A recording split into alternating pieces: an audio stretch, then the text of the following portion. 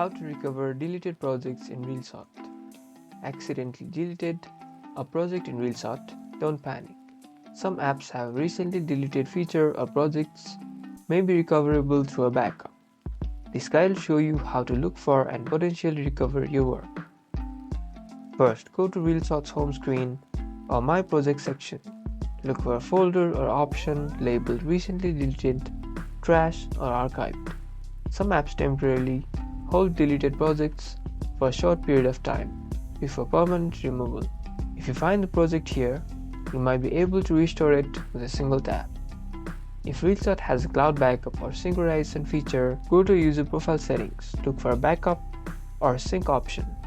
If you have been backing up your projects to the cloud, you may be able to download and restore a previously saved version of a project from the cloud. If your project isn't in a recently deleted folder and you don't have a cloud backup, your last resort is to contact Reelshot's customer support.